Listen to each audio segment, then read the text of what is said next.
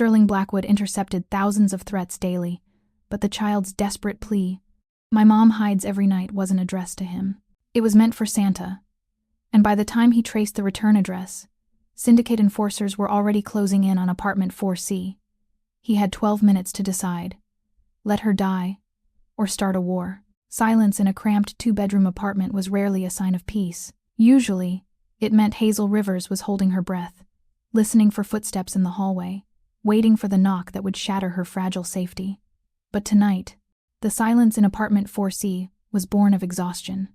The winter darkness pressing against the thin curtains seemed to sap the energy from her bones, leaving her motionless on the edge of the threadbare sofa. Hazel sat frozen, her hand gripping the edge of a worn cushion, until her knuckles turned the color of old bone. She wasn't looking at the door. She was staring at the 3 deadbolts she'd installed herself, checking them mentally for the 4th time in 10 minutes. The locks were engaged. The chain was secured. The windows were latched. It had been quiet for 27 minutes. That was the longest interval since sunset. She smoothed the fabric of her cardigan, a nervous gesture she'd developed over the last 8 months. To the parents at Riverside Elementary who dropped their children in her 2nd-grade classroom, Hazel was the picture of warm competence. A 31-year-old widow with a gentle voice, patient hands, and a dedication that made her beloved by students and staff alike. They saw the chestnut hair pulled back in a practical bun, the kind smile, the way she remembered every child's favorite color. They didn't see the woman who changed her route home every single day. They didn't see the prepaid phone she bought monthly and destroyed when the minutes ran out. They didn't see the go-bag hidden in the bedroom closet, packed with cash, documents, and 2 changes of clothes for her and Leo. But there was one detail everyone missed. The radiator clanked, a metallic groan that made Hazel's heart skip. She forced herself to breathe. Just the building, just the pipes, not them. Not yet. She stood slowly, moving to the window with practiced silence. Through the gap in the curtains, she scanned the street below. Same parked cars, same empty sidewalk, same burned-out streetlight at the corner that made the block feel like a stage with too many shadows. The syndicate was patient. That's what Arthur had told her the night before he died. They don't rush. They wait until you think you're safe. Then they close in. Arthur, her husband. The man who'd gambled away their future and stolen something far worse than money from people who didn't forgive. He'd been dead for 9 months, but his debts lived on, transferred to her like an inheritance of terror. She let the curtain fall and turned back to the apartment. Leo was asleep in the bedroom, his small body curled around the stuffed elephant he refused to abandon, despite being 7 years old. She'd checked on him twice already, watching the rise and fall of his chest, memorizing the peaceful expression he only wore in sleep. During the day, Leo was different, watchful, quiet, too aware for a child his age. One wrong move, and everything would fall apart. He'd started asking questions last week. "Mom, why do we always leave through the back door? Mom, why don't we have friends over? Mom, why do you look scared when the phone rings?" She'd lied. Of course she'd lied. What was she supposed to say? "Because bad men are looking for us. Because your father stole from criminals. Because I don't know how to keep you safe." Instead, she'd smiled and said, "I'm not scared, sweetheart. I'm just careful." But Leo saw through her. He always did. She recognized the look in his eyes because she saw it in the mirror every morning, the look of someone waiting for the world to crack open beneath them. Hazel moved to the kitchen, her footsteps deliberately soft. She filled a glass with water from the tap, her hands trembling slightly. The clock on the microwave read 9:47 p.m., 2 hours until she'd allow herself to sleep, 2 hours of vigilance before the exhaustion won. She thought about tomorrow, school, normalcy. The Christmas concert rehearsal, where her 2nd graders would butcher jingle bells with enthusiastic chaos. She'd smile, she'd clap, she'd pretend her life wasn't balanced on the edge of a knife. The phone on the counter, the prepaid one, buzzed once. Hazel froze. Unknown number. Her throat closed. Her vision tunneled.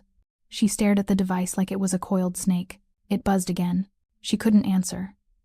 If she answered, it became real. If she answered, they'd know this number. If she answered, the buzzing stopped. If you've ever felt hunted, lived in fear of a knock at the door, or had to protect someone you love from shadows you couldn't control, this story is for you. Hit that subscribe button right now and comment where you're watching from. We're building a family of people who refuse to stay silent about survival anymore. Hazel released a breath she didn't know she'd been holding.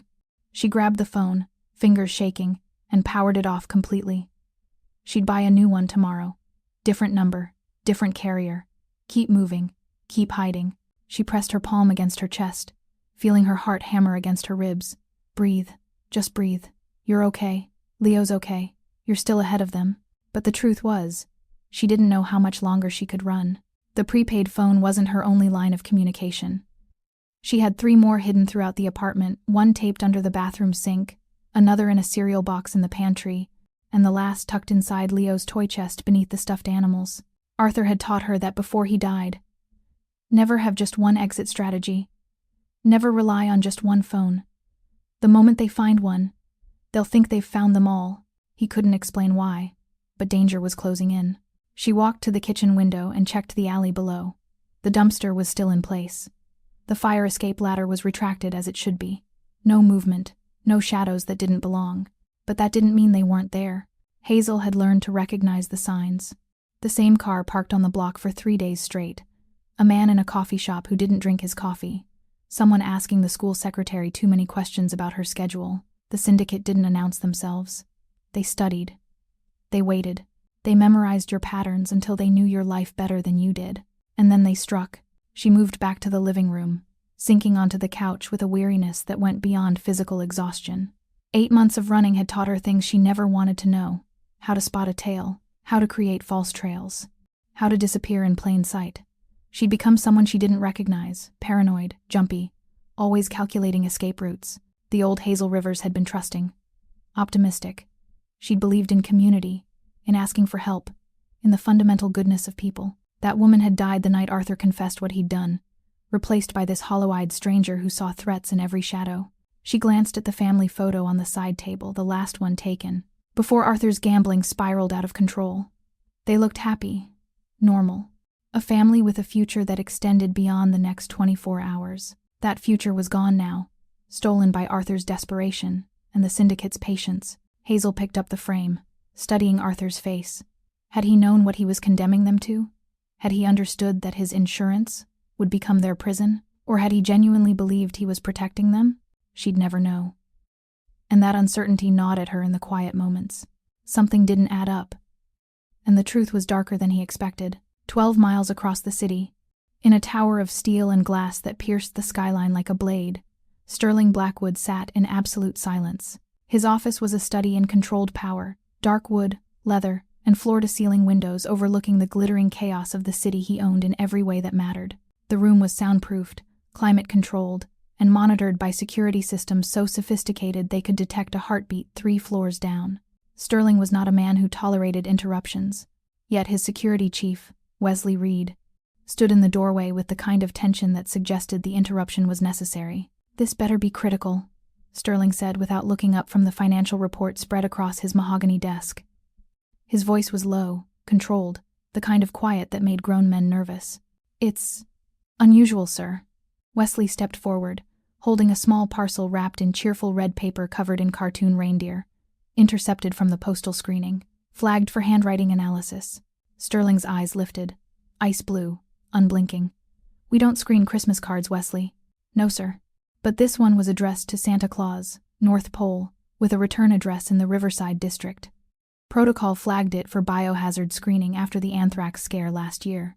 When the lab cleared it, they noticed. The content. Sterling leaned back in his chair, the leather creaking softly. "Show me." Wesley approached and placed the letter on the desk. It had been opened carefully, the envelope slit with precision. Inside was a single piece of paper lined, torn from a child's notebook. The handwriting was uneven, written in blue crayon with the careful formation of someone still learning cursive. Sterling read it once, then again, slower. "Dear Santa, my name is Leo Rivers. I am 7 years old. I have been good this year. I help Mom with dishes and I don't cry even when I'm scared. I don't want toys for Christmas.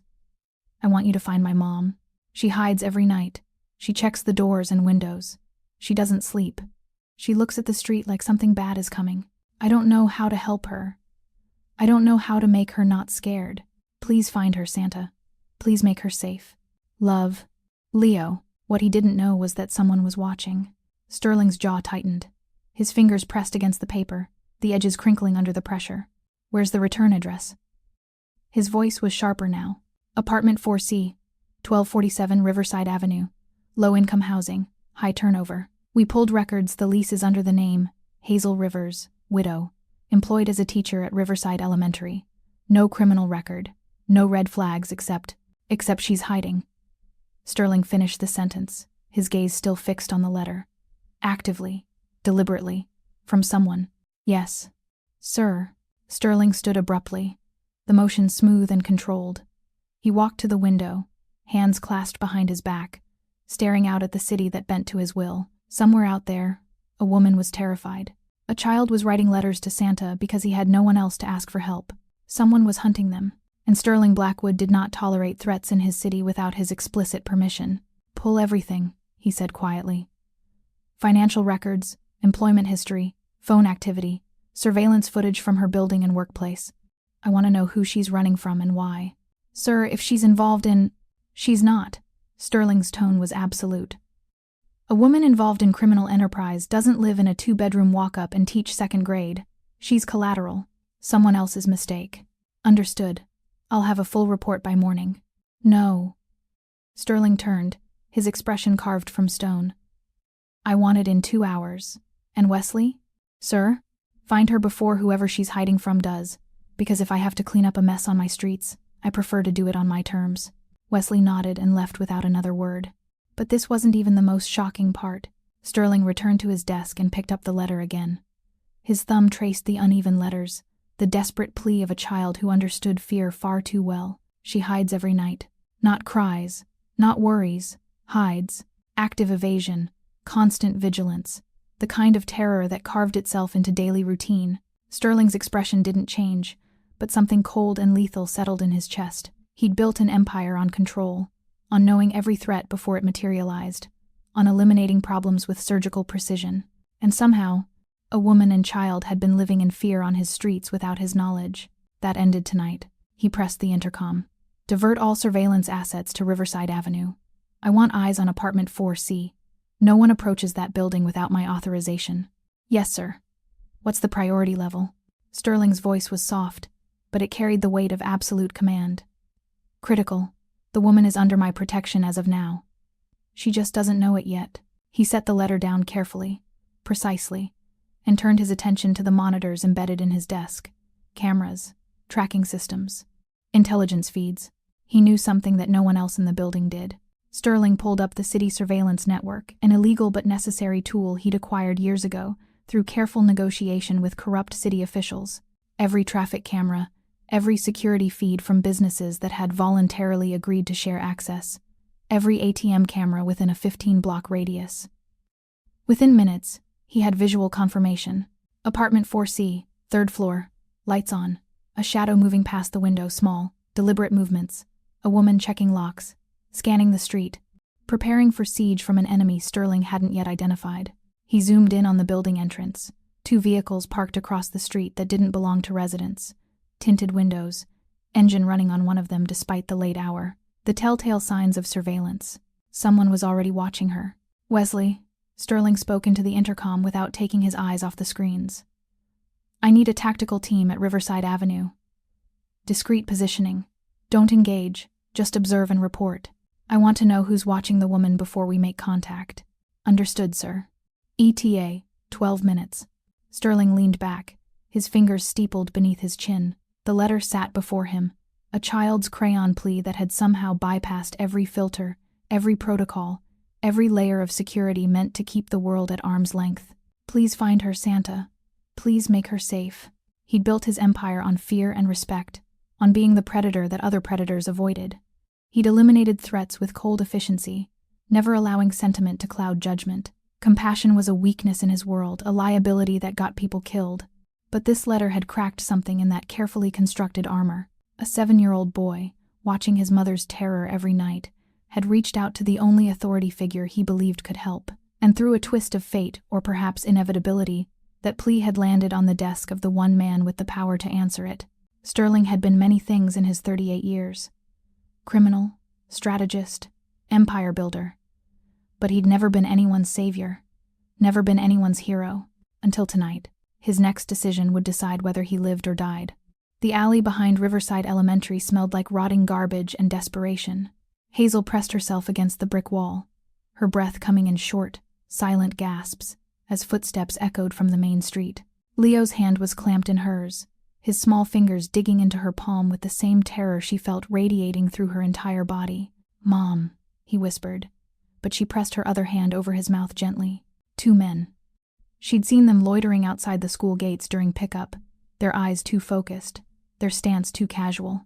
When she'd taken the back exit through the teacher's lounge, they'd followed, not running, not calling out, just following with the patient inevitability of predators who knew their prey had nowhere left to run. The syndicate didn't rush.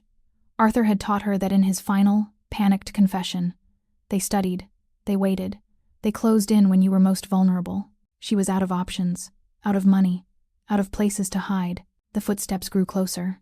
Hazel's vision blurred with tears she refused to let fall. She'd promised herself she wouldn't cry in front of Leo, wouldn't let him see how completely she'd failed to protect him. But her body was shaking now, the adrenaline giving way to the crushing weight of 8 months of running. She'd known this moment would come, had prepared for it as best she could. The go-bag was in her car, parked 3 blocks away. She had $2,300 in cash, false documents that would get them across 1 state line, maybe 2. But all of that was useless now, trapped in this alley with predators closing in, and her son's terrified eyes watching her for answers she didn't have. That moment, everything in the room changed. There, a voice, male, calm, cutting through the alley like a blade. Hazel spun, pulling Leo behind her. But the men who emerged from the shadows weren't the ones she'd been running from. They were worse. 3 of them, dressed in black tactical gear that spoke of military precision and unlimited resources. The kind of men who didn't ask questions, they eliminated problems. The lead one was tall, broad-shouldered, with a scar cutting through his left eyebrow. His hand rested casually on the weapon holstered at his hip. "Hazel Rivers," he said. "Not a question, a confirmation. Please." The word tore from her throat before she could stop it. "Please, he's just a child. He didn't do anything. Whatever Arthur took, whatever he did, it has nothing to do with." "We're not Syndicate," the man interrupted. His tone was flat, professional. "We're here on Sterling Blackwood's orders. You're coming with us." Sterling Blackwood. The name hit her like a physical blow. Everyone in the city knew that name. The man who controlled everything from the shadows, the docks, the construction unions, the politicians who smiled for cameras and took orders from him in back rooms. If the syndicate was a nightmare, Sterling Blackwood was the thing nightmares feared. He realized he wasn't alone, someone else had arrived. "No." Hazel backed up, hitting the wall. "No, I won't." It wasn't a request. But the man's eyes shifted to Leo, and something softened fractionally. The boy wrote a letter, to Santa.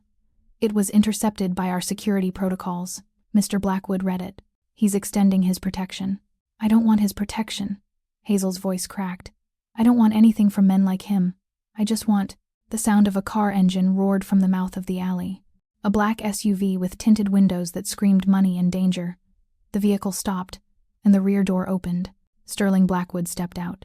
Hazel had never seen him in person, only grainy photos from news articles that were quickly scrubbed from the internet. He was taller than she expected, his presence filling the narrow alley with an authority that made her instinct scream to run. He wore a charcoal suit that probably cost more than her annual salary. His dark hair swept back, his ice-blue eyes fixed on her with an intensity that felt like being dissected. He didn't speak immediately. He looked at her, truly looked, taking in her trembling hands, the fear carved into every line of her body, the way she'd positioned herself in front of Leo like a shield made of nothing but desperation.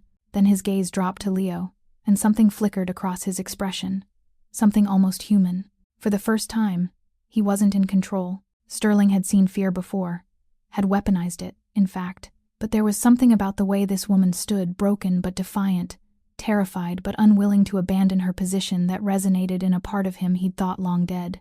She wasn't just scared, she was exhausted. 8 months of running had carved hollows under her eyes, left her gaunt and trembling. But she hadn't surrendered, hadn't given up.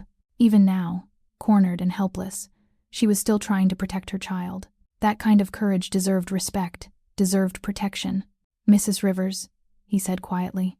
His voice was smooth, controlled, the kind of voice that commanded boardrooms and courtrooms with equal ease. "You're in danger. The 2 men following you are low-level syndicate enforcers.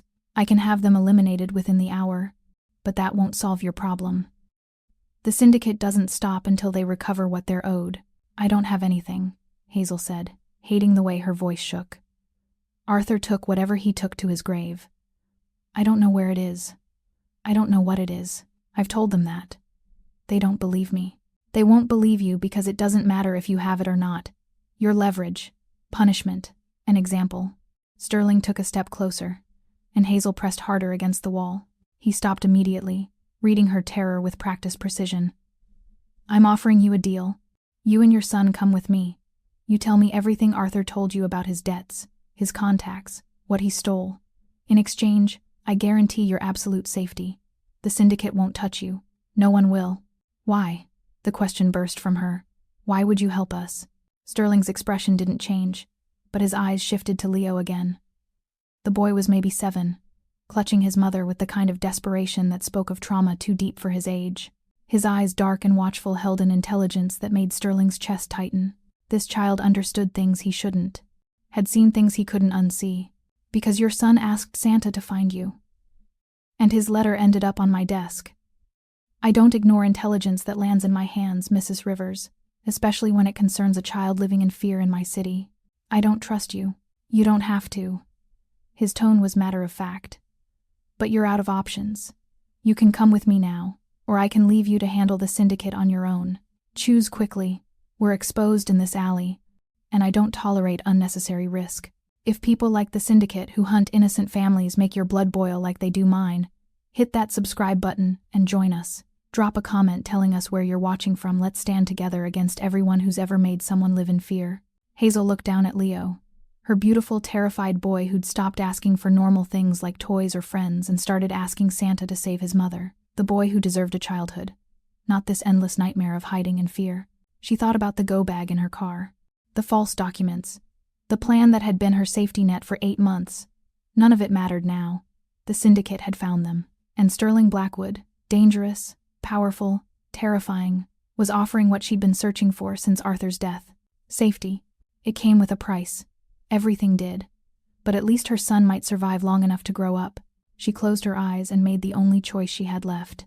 Okay. The compound was a fortress disguised as a luxury estate.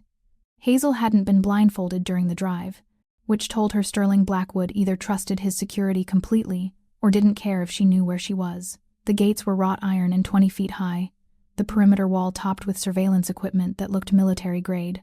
The house itself was modern, all glass and steel and sharp angles that reflected the winter sun like a weapon. Leo's hand was still in hers as they were escorted through the front entrance into a foyer that looked like it belonged in a museum. Marble floors, a chandelier that probably cost more than her apartment building. Artwork on the walls that she recognized from her art history classes in college originals. Not prints. This way. Wesley, the scarred man from the alley, gestured toward a hallway. Sterling had disappeared the moment they'd arrived, leaving her with his security team and a growing sense of claustrophobia. The house was beautiful. It was also a cage. Their rooms were on the 2nd floor, a suite, actually, with a bedroom for her, a smaller one for Leo, and a sitting area with furniture that looked like it had never been used. The windows were floor to ceiling, offering a view of the grounds and the city skyline beyond. Hazel walked to the glass and pressed her palm against it. Bulletproof. She could tell from the thickness. Something didn't add up, and the truth was darker than he expected. Mom? Leo's voice was small. Are we safe now? She turned to find him standing in the middle of the sitting room, his backpack still on his shoulders, his elephant clutched to his chest. He looked so young, so breakable. I don't know, sweetheart. She couldn't lie to him. Not anymore. But we're okay for now. I like it here. Leo walked to his bedroom door and peered inside. It's bigger than our apartment, and it's warm. Warm. Their apartment was always cold because she kept the heat low to save money. Leo had worn sweaters to bed for months, and she'd told him it was cozy, not because they couldn't afford better. Go explore your room, she said softly. I'll be right here. Leo disappeared through the doorway, and Hazel sank onto the couch, her legs finally giving out. Her hands were still shaking. The adrenaline was fading, leaving her hollow and exhausted. She'd made a deal with a monster to escape other monsters, and she had no idea what price Sterling Blackwood would demand in return. The sitting area was furnished with expensive neutrality cream-colored furniture, abstract art that probably cost 6 figures, A glass coffee table that reflected the skylight above. Everything was perfect, sterile, like a showroom no one had ever lived in. Hazel stood and began exploring with nervous energy. A small kitchenette in the corner, stocked with bottled water and fresh fruit. A television hidden behind a panel in the wall. French doors leading to a balcony that was, predictably, locked. She tested the handle anyway. Locked. Of course. She moved to examine the bookshelf leather-bound classics that looked unread, decorative objects that screamed interior designer. Nothing personal. Nothing that revealed who Sterling Blackwood actually was beneath the power and the reputation. The door to Leo's room was ajar. She peered through, watching him examine his new space with wide eyes. The bed was queen-sized, ridiculous for a 7-year-old, with a navy comforter and more pillows than necessary. A desk by the window. A closet already filled with clothes in his size. Sterling's team had been thorough. The door opened without warning. Hazel jerked upright, her heart hammering, but it was just Sterling. He'd removed his suit jacket. His white shirt rolled up at the sleeves, revealing forearms marked with old scars. He looked less formal now, more dangerous. "Comfortable?" he asked, though his tone suggested he didn't particularly care about the answer. "What do you want from me?"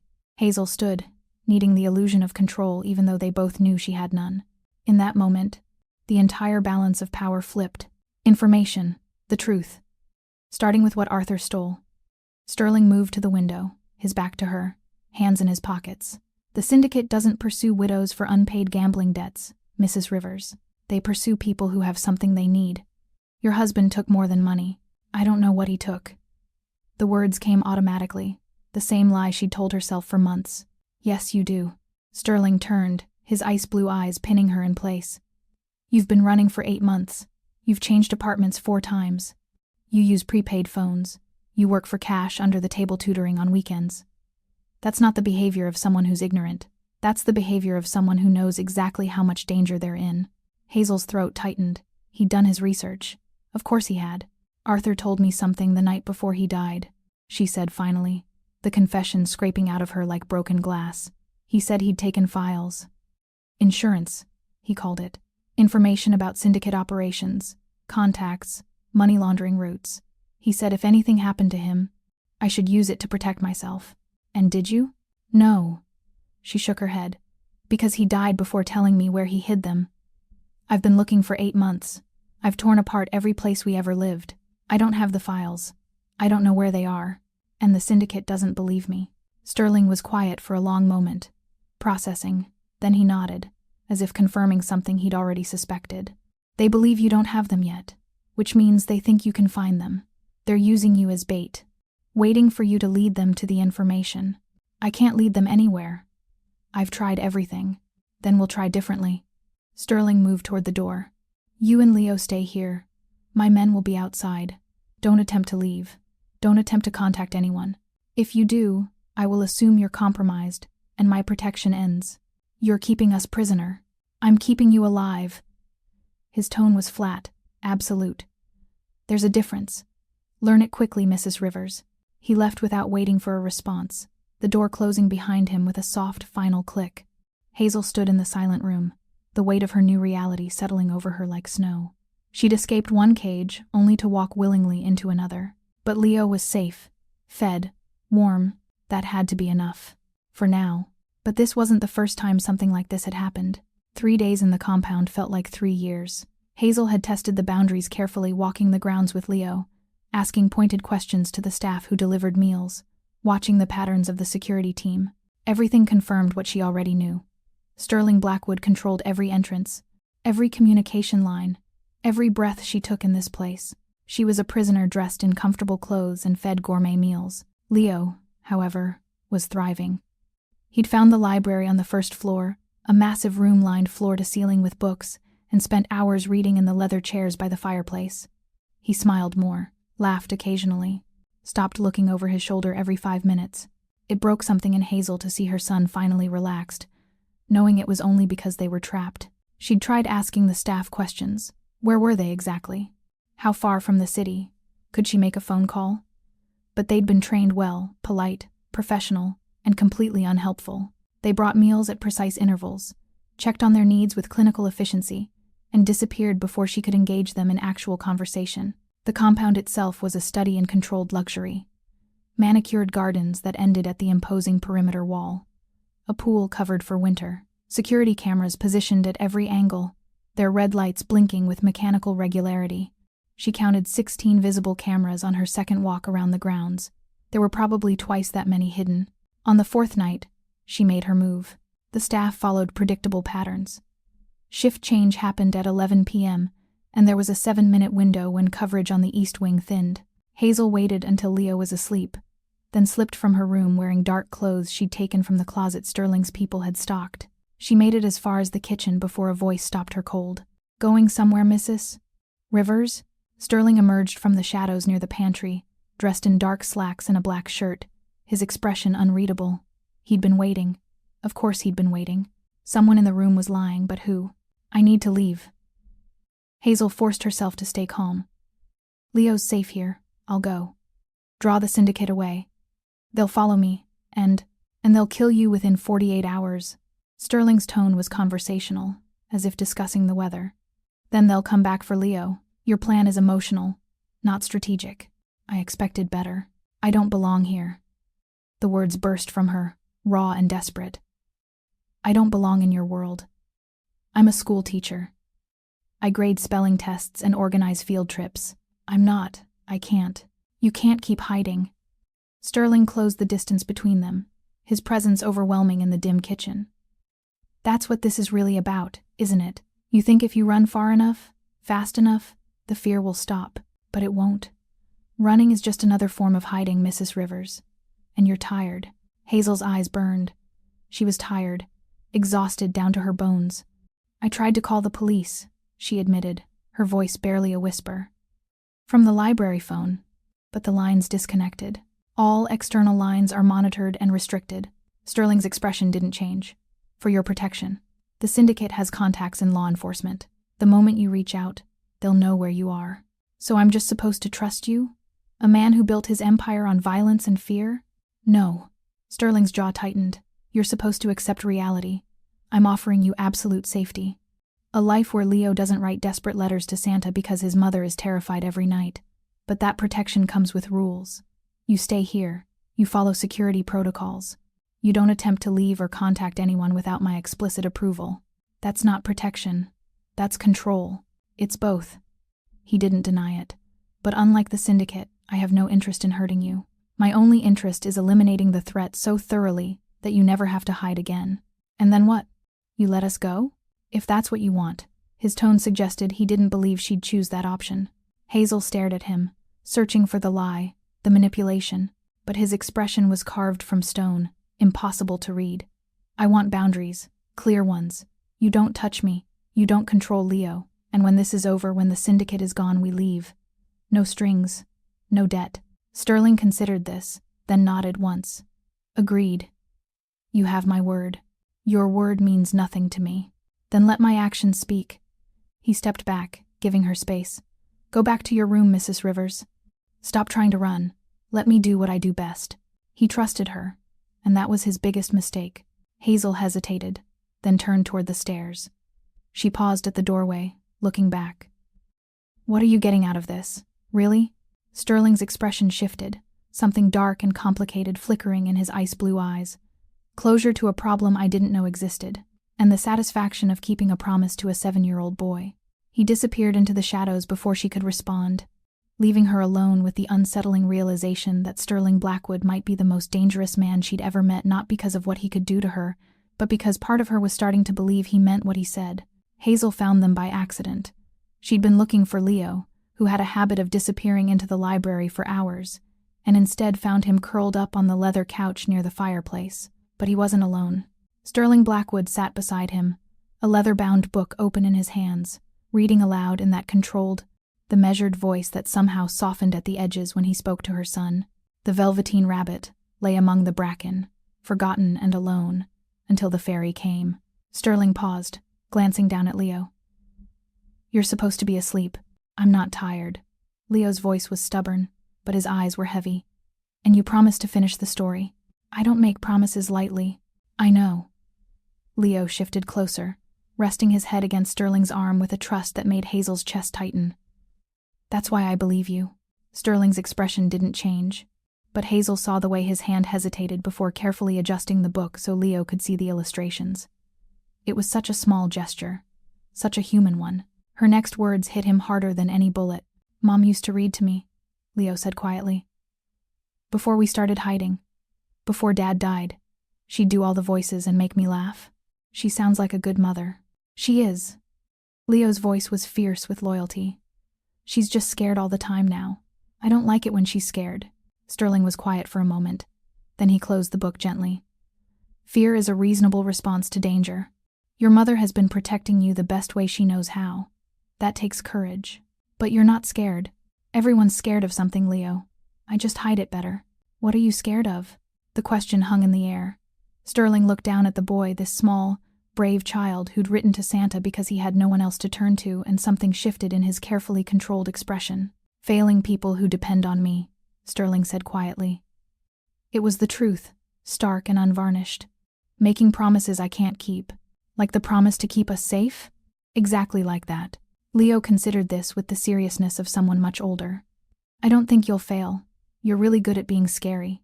The bad men should be afraid of you, not us." Despite himself, Sterling's mouth quirked slightly. "Is that so? Mom says the scariest people are the ones who are quiet about it. You're really quiet. Your mother is a perceptive woman. She's the smartest person I know." Leo's eyes were drooping now, fighting sleep. "That's why I asked Santa to find her. I knew she couldn't keep us safe forever. She needed help. She just wouldn't ask for it." Hazel's throat closed. She stepped back before either of them could notice her, her eyes burning with tears she refused to let fall. Her 7-year-old son had understood something she'd been too proud, too stubborn to accept. They'd needed help, and he'd found a way to ask for it when she couldn't. CTA-3, second emotional arc, at 25 to 35 MIN. Are you Team Sterling protecting Hazel and Leo? Let us know in the comments where you're watching from, and if you haven't subscribed yet, now's the time. This story is just getting started. She returned to her room, pacing the sitting area as her mind raced. Sterling Blackwood was a criminal.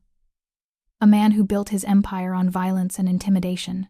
She shouldn't care that he was gentle with her son. She shouldn't care that he'd kept his promise about boundaries, never touching her, never invading her space beyond what security demanded. But she did care, and that terrified her more than the Syndicate ever had.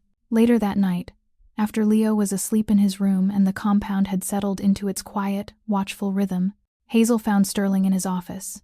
The door was open, and he was seated behind a massive desk, reviewing files on a computer screen. He looked up when she entered, his expression neutral. "Mrs. Rivers." "Hazel." The correction came automatically. "If I'm going to be trapped here indefinitely, you should at least use my first name." Something flickered in his eyes. Amusement, maybe. "Hazel, then." She moved to the chair across from his desk, but didn't sit. "Arthur wasn't always a gambler. When we met, he was kind, steady. We were happy." The words came haltingly, each one a small betrayal of the man she'd tried to remember fondly. It started small. Poker games with friends. Then the casino. Then the debts. When did it escalate to stealing from the Syndicate? 6 months before he died. Hazel wrapped her arms around herself. "He came home one night, drunk and terrified. He said he'd done something to protect us, but he wouldn't tell me what. He just kept saying I'd understand when the time came. Then he got sober, acted normal for a few weeks, and died in a car accident that wasn't an accident. The Syndicate eliminated him. I know that now." Her voice cracked. "I was so angry at him, for leaving us, for dragging us into his mess, but mostly for making me responsible for cleaning it up when I didn't even know what he'd done." Sterling studied her with that unreadable intensity. "You loved him." "I did. Once." Hazel finally sat, exhausted. "Now I just resent him." "Is that terrible?" "It's honest." Sterling closed his laptop. "Arthur made his choices. You're living with the consequences. That's not your fault." "Hazel." The way he said her name, low, almost gentle, did something strange to her pulse. She stood abruptly, needing distance. "Thank you. For being kind to Leo. He doesn't have many people who what? Who see him." She met Sterling's eyes. Not as a burden or a complication, just as a kid who likes stories and elephants and wants his mom to stop being scared. Sterling's expression softened fractionally. "He's a good boy, observant, intelligent. He'll do well when this is over. When this is over. Hazel repeated the words like a prayer. Do you really think you can end it? Make the syndicate disappear? Yes. The certainty in his voice should have been arrogant. Instead, it was just true. Hazel nodded slowly and left before she could say something she'd regret. Like thank you. Like I'm starting to believe you. Like maybe I don't want to leave as badly as I should. And then the gun clicked. The attack came on the 8th day. Hazel woke to the sound of alarms blaring through the compound, her heart immediately slamming into her throat. She ran to Leo's room, finding him already awake, eyes wide with fear. Mom. What's happening? I don't know. She grabbed his hand, pulling him toward the hallway. We need to. Wesley appeared in the doorway, his weapon drawn. Ma'am, stay in your room. Lock the door. Don't open it for anyone except Mr. Blackwood or me. What's going on? Syndicate breach. Perimeter compromised. We're handling it. His tone was clipped. Professional. Stay inside. He was gone before she could argue, and Hazel heard the sound of gunfire echoing from somewhere below.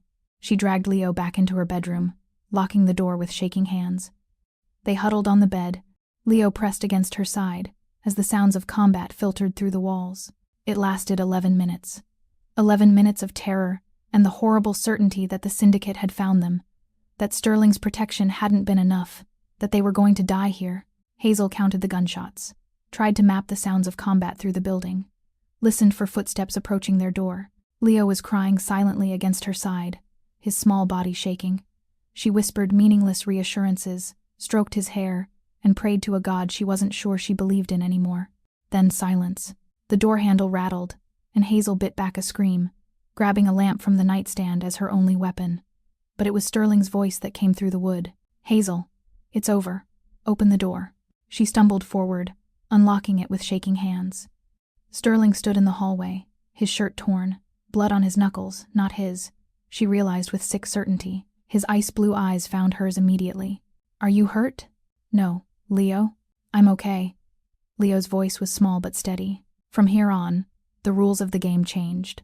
Sterling's gaze shifted to her son, and his expression hardened. They shouldn't have gotten this close. I underestimated their desperation. He looked back at Hazel. That won't happen again. How many? Her voice was hoarse. 5. All eliminated. They were testing our defenses, seeing how far they could push before I retaliated. His jaw tightened. They just gave me permission to end this permanently. What does that mean? It means the hunt is over. Sterling's tone was cold, absolute. I've been patient, gathering intelligence, mapping their operations. But they came into my home, threatened what I've claimed as mine. That requires a response they'll understand. Claimed? The word lodged in Hazel's throat. We're not. You are. His eyes pinned her in place. The moment you walked through my gates, you became mine to protect. And I don't tolerate threats to what's mine. Not from the syndicate, not from anyone. He turned and walked away, leaving Hazel trembling with adrenaline and something else, something that felt dangerously like relief. He wasn't just fighting for himself, he was fighting for family. Sterling kept his word. 3 days after the attack, Hazel woke to silence. Not the watchful, tense silence of the compound under threat. True silence. She found Sterling in his office, standing by the window with a glass of whiskey in his hand, staring out at the city. He looked tired, older, like he'd aged years in 72 hours. Is it done? She asked from the doorway. Yes. He didn't turn. The syndicate leaders responsible for pursuing you are dead. Their operations are dismantled. Their remaining members are either arrested or scattered. The threat is eliminated. Hazel's legs threatened to give out. Eliminated. You mean... I mean you can walk outside without looking over your shoulder. You can use your real name. You can live openly with your son. He finally turned, his ice-blue eyes meeting hers. You're free, Hazel. Free. The word should have felt like salvation. Instead, it felt like loss. We can leave, then. She forced herself to say it. Go back to our lives. If that's what you want. Sterling set down his glass. But before you decide, I need to tell you something. What? This choice would define the rest of his life. I told myself I was protecting you because of Leo's letter, because it was strategically sound to eliminate a syndicate threat in my territory, because it was the right thing to do. He moved closer, and Hazel's pulse kicked up. I lied. To you, to myself. Sterling, the truth is, I'm not a man who does things out of kindness. I'm a man who takes what he wants and eliminates obstacles. And from the moment I read that letter, I wanted you safe. I wanted Leo safe. I wanted you both here, in my home, under my protection. Not because it was strategic, because I couldn't tolerate the idea of you hiding from shadows when I had the power to make those shadows disappear. Hazel couldn't breathe. You barely know me. I know you're stronger than you believe. I know you've been carrying impossible weight for months and never broke. I know you love your son with a ferocity that would make you walk into fire if it meant protecting him. And I know, his voice dropped, rough and raw, I know I don't want to let you go. This is insane. But her voice was shaking. You're a criminal. I'm a school teacher. It doesn't fit any logical framework, Sterling agreed. But logic failed the moment I decided your safety mattered more than any business interest I have. So I'm asking you, Hazel, not as the man who protected you, as the man who wants you to stay, will you? Why? The question was barely a whisper. Why me? Because you didn't ask for my help. You didn't want it. You fought me every step of the way. And still, when I found you in that alley, you put yourself between your son and my men without hesitation. That kind of courage, that kind of love. He stopped, his jaw working. I've built an empire on fear. You make me want something different. He didn't want revenge, he needed it. Hazel stared at him, this dangerous, complicated man who'd upended her entire world. She should say no, should take Leo and disappear before Sterling Blackwood's darkness swallowed them both. But she thought of Leo laughing in the library, Leo sleeping without nightmares, Leo asking Sterling to finish the story. She thought of 8 months of hiding, of fear so constant it became white noise. And she thought of the way Sterling looked at her, not with possession, but with something almost like reverence. I need time, she said finally, to think, to figure out if this is real or just trauma bonding, or take all the time you need. Sterling stepped back, giving her space. But know this, Hazel, I don't offer second chances. I don't make declarations lightly. If you leave, I'll honor your choice. But if you stay, you're choosing me, all of me, the darkness and the danger and the life that comes with being mine. The weight of that hung in the air between them, heavy and terrifying, and somehow, impossibly, exactly what she'd been too afraid to admit she wanted. What followed next was completely unexpected. Christmas morning dawned clear and cold, the kind of winter day that made everything look sharper, more defined. Hazel stood in the doorway of the library, watching Leo tear through wrapping paper with the enthusiasm of a child who'd forgotten what it felt like to be carefree. Sterling had gone overboard, books and art supplies and building sets and things Leo had probably mentioned once in passing. But the gift that made her throat tighten was the simplest one, a framed photo of the three of them. Sterling had commissioned a portrait artist to create it from security footage, capturing a moment in the library when Hazel had sat beside Sterling while Leo dozed between them. It looked like a family. Mom, look. Leo held up a model rocket kit. Can we build it together? Of course. Hazel smiled, moving to sit beside him on the floor. Sterling appeared in the doorway, coffee in hand, dressed casually in dark slacks, and a sweater that made him look almost normal, almost human. Thank you, Hazel said quietly, for all of this. It's too much, but it's not enough. Sterling set down his coffee and pulled a small box from his pocket. Not a ring box. Something larger. For you. Hazel opened it carefully. Inside was a key on a simple chain. What is this? The key to the front gate, and the code to the security system, and authorization for you to come and go as you please. Sterling's expression was serious. You're not a prisoner, Hazel. You never were. I just needed you safe long enough to eliminate the threat. Now you can choose. Stay, leave. The decision is yours. Hazel stared at the key, her eyes burning. And if I stay, then you stay because you want to. Not because you're trapped. Not because you owe me. Because you've chosen this. Chosen me. He paused, his ice blue eyes searching hers. Chosen us. Leo was watching them now, his dark eyes moving between his mother and the man who'd given them safety when they had nothing left. Hazel closed the box and set it aside. Then she stood, crossed the room, and did something she'd been too afraid to do since arriving. She reached out and took Sterling's hand. His fingers curled around hers, warm and steady and absolutely certain. For once, he wasn't thinking like a boss, but like a man about to lose everything. I'm staying, she said. Not because I have nowhere else to go, not because I'm afraid, but because for the first time in 8 months, I'm not hiding, and I don't want to start again. Something shifted in Sterling's expression, something that looked almost like relief, like joy, like the man beneath the armor finally believed she meant it. Then stay, he said quietly.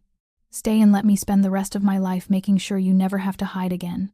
Leo whooped from the floor, oblivious to the weight of the moment, just happy his family was whole. And Hazel realized, standing in Sterling Blackwood's library on Christmas morning, that family wasn't about blood or convention. It was about the people who found you when you were lost and refused to let go. It was about a child's letter to Santa, and the dangerous man who'd answered it. This was only the beginning of a much bigger war. 3 months later, Hazel stood in the kitchen of the compound her home now, watching the morning sun filter through the windows. The city sprawled beyond the gates, vast and complex and no longer terrifying.